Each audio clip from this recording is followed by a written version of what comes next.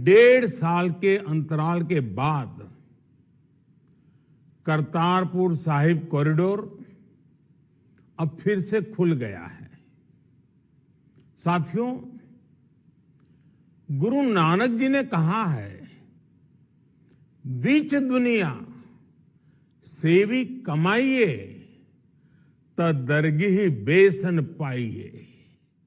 यानी संसार में सेवा का मार्ग अपनाने से ही जीवन सफल होता है। हमारी सरकार इसी सेवा भावना के साथ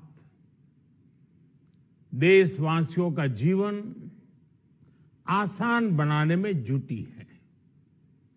न जाने कितनी पीढ़ियां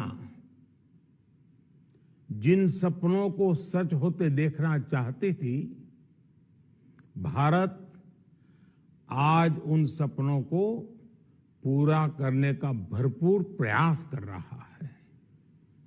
साथियों, अपने 5 दशक के सार्वजनिक जीवन में मैंने किसानों की परेशानियों को, उनकी चुनौतियों को बहुत करीब से देखा है, महसूस किया है। इसलिए जब देश ने मुझे 2014 में प्रधानमंत्री के रूप में सेवा का अवसर दिया, तो हमने कृषि विकास, किसान कल्याण को सर्वोच्च प्राथमिकता दी। साथियों,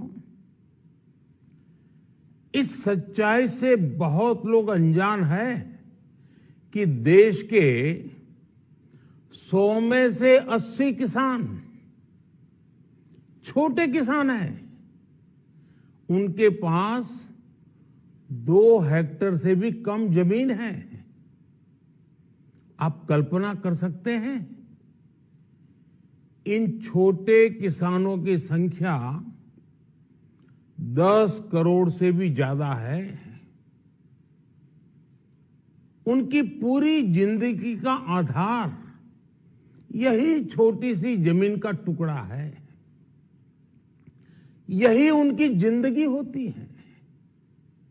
और इस छोटी सी जमीन के सहारे ही वो अपना और अपने परिवार का गुजारा करते हैं। पीढ़ी दर पीढ़ी परिवारों में होने वाला बंटवारा इस जमीन को और छोटा कर रहा है।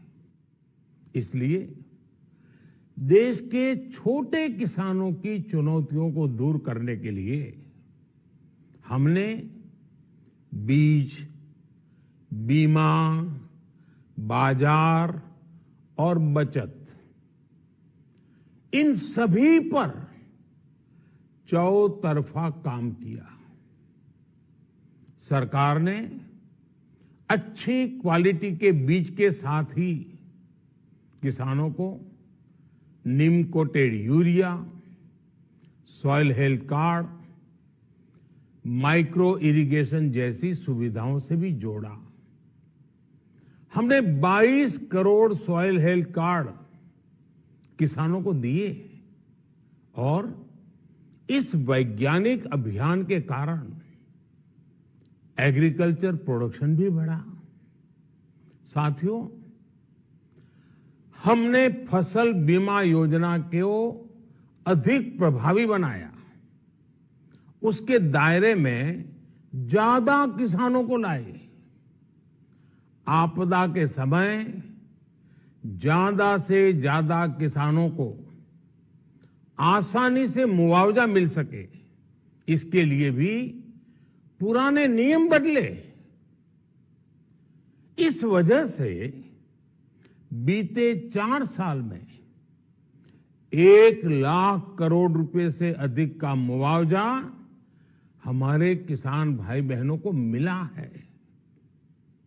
हम छोटे किसानों और खेत में काम करने वाले श्रमिकों तक बीमा और पेंशन की सुविधाओं को भी ले आए। छोटे किसानों की जरूरतों को पूरा करने के लिए सीधे उनके बैंक खातों में 1,62,000 करोड़ रुपए ट्रांसफर किए, सीधे उनके खाते में। साथियों, किसानों को उनकी मेहनत के बदले उपज की सही कीमत मिले, इसके लिए भी अनेक कदम उठाए गए। देश ने अपने रूरल मार्केट इंफ्रास्ट्रक्चर को मजबूत किया। हमने एमएसपी तो बढ़ाई है, साथ ही साथ रिकॉर्ड सरकारी खरीद केंद्र भी बनाए। हमारी सरकार द्वारा की गई उपज की खरीद ने पिछले कई दशकों के रिकॉर्ड तोड़ दिए हैं।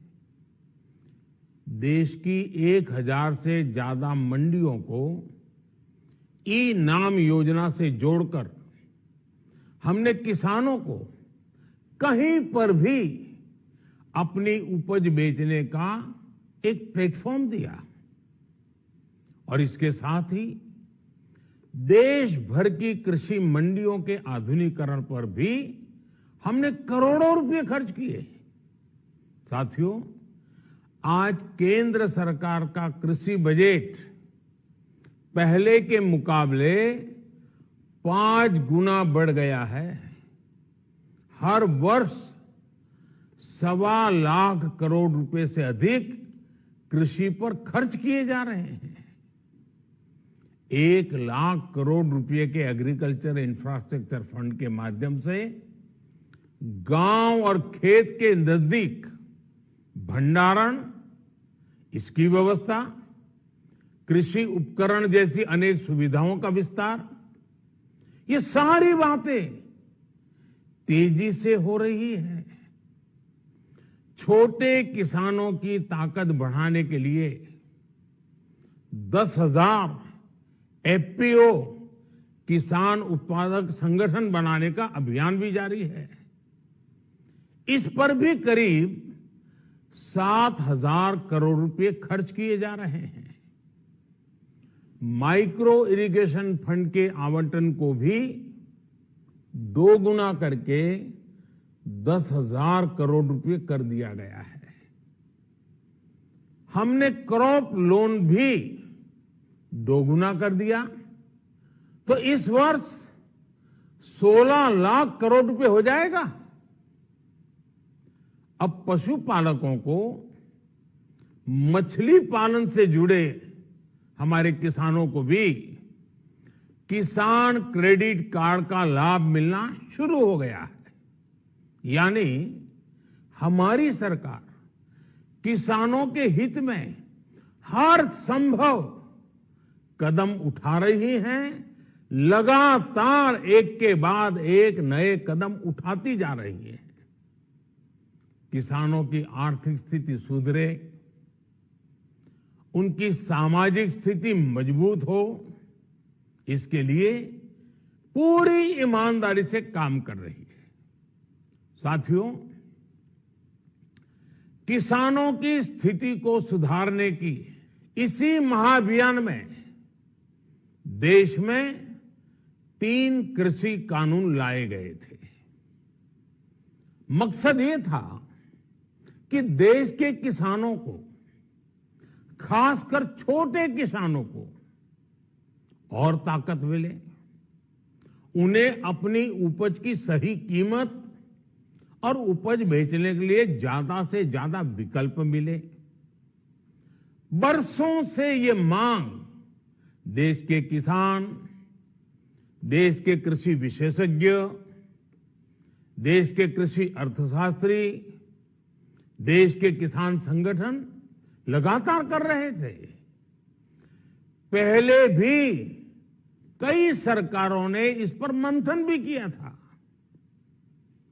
इस बार भी संसद में चर्चा हुई, मंथन हुआ और ये कानून लाए गए। देश के कोने कोने में कोटि कोटि किसानों ने, अनेक किसान संगठनों ने इसका स्वागत किया, समर्थन किया। मैं आज उन सभी का बहुत बहुत आभारी हूं, धन्यवाद करना चाहता हूं। साथियों, हमारी सरकार किसानों के कल्याण के लिए, खासकर छोटे किसानों के कल्याण के लिए, देश के कृषि जगत के हित में, देश के हित में, गांव गरीब के उज्जवल भविष्य के लिए पूरी सत्यनिष्ठा से, किसानों के प्रति पूर्ण समर्पण भाव से, नेक नियत से ये कानून लेकर आई थी। लेकिन इतनी पवित्र बात, पूर्ण रूप से शुद्ध किसानों के हित की बात, हम अपने प्रयासों के बावजूद कुछ किसानों को समझा नहीं पाए। भले ही किसानों का एक वर्ग ही विरोध कर रहा था, लेकिन फिर भी यह हमारे लिए महत्वपूर्ण था। कृषि अर्थशास्त्रियों ने, वैज्ञानिकों ने, प्रगतिशील किसानों ने भी उन्हें कृषि कानूनों के महत्व को समझाने का भरपूर प्रयास भी किया। हम पूरी विनम्रता से, खुले मन से उन्हें समझाते रहे। अनेक माध्यमों से व्यक्तिगत और सामूहिक बातचीत भी लगातार होती रही। हमने किसानों की बातों को, उनके तर्क को समझने में भी कोई कोर कसर बाकी नहीं छोड़ी। कानून के जिन प्रावधानों पर उन्हें ऐतराज था, सरकार उन्हें बदलने के लिए भी तैयार हो गई। 2 साल तक हमने इन कानूनों को सस्पेंड करने का भी प्रस्ताव दिया। इसी दौरान ये विषय माननीय सर्वोच्च न्यायालय के पास भी चला गया। ये सारी बातें देश के सामने है, इसलिए मैं इनके अधिक विस्तार में नहीं जाऊंगा। साथियों, मैं आज देशवासियों से क्षमा मांगते हुए सच्चे मन से और पवित्र हृदय से कहना चाहता हूं कि शायद हमारी तपस्या में ही कोई कमी रही होगी, जिसके कारण दिए के प्रकाश जैसा सत्य कुछ किसान भाइयों को हम समझा नहीं पाए। आज गुरु नानक देव जी का पवित्र प्रकाश पर्व है। ये समय किसी को भी दोष देने का नहीं है। आज मैं आपको, पूरे देश को ये बताने आया हूं कि हमने 3 कृषि कानूनों को वापस लेने का, रिपील करने का निर्णय लिया है। इस महीने के अंत में शुरू होने जा रहे संसद सत्र में, इसी महीने में, हम 3 कृषि कानूनों को रिपील करने की संवैधानिक प्रक्रिया को पूरा कर देंगे। साथियों, मैं आज अपने सभी आंदोलनरत किसान साथियों से आग्रह कर रहा हूं, आज गुरु पर्व का पवित्र दिन है। अब आप अपने अपने घर लौटे, अपने खेत में लौटे, अपने परिवार के बीच लौटे। आइए एक नई शुरुआत करते हैं, नए सिरे से आगे बढ़ते हैं। साथियों, आज ही सरकार ने कृषि क्षेत्र से जुड़ा एक और अहम फैसला लिया है। जीरो बजट खेती यानी प्राकृतिक खेती को बढ़ावा देने के लिए, देश की बदलती आवश्यकताओं को ध्यान में रखकर क्रॉप पैटर्न को वैज्ञानिक तरीके से बदलने के लिए एमएसपी को और अधिक प्रभावी और पारदर्शी बनाने के लिए ऐसे सभी विषयों पर भविष्य को ध्यान में रखते हुए निर्णय लेने के लिए एक कमेटी का गठन किया जाएगा। इस कमेटी में केंद्र सरकार, राज्य सरकारों के प्रतिनिधि होंगे, किसान होंगे, कृषि वैज्ञानिक होंगे, कृषि अर्थशास्त्री होंगे। साथियों, हमारी सरकार किसानों के हित में काम करती रही है और आगे भी करती रहेगी। मैं गुरु गोविंद सिंह जी की भावना में अपनी बात समाप्त करूंगा। देहि शिवावर मोहे इहे, शुभ कर्मन ते कबहू न टरो। हे देवी, मुझे ये वर दीजिए कि मैं शुभ कर्म करने से कभी पीछे ना हटूं। जो किया किसानों के लिए किया, जो कर रहा हूं देश के लिए कर रहा हूं। आप सभी के आशीर्वाद से मैंने मेहनत में पहले भी कोई कमी नहीं की थी। आज मैं आपको विश्वास दिलाता हूं कि अब और ज्यादा मेहनत करूंगा ताकि आपके सपने साकार हो सके, देश के सपने साकार हो सके।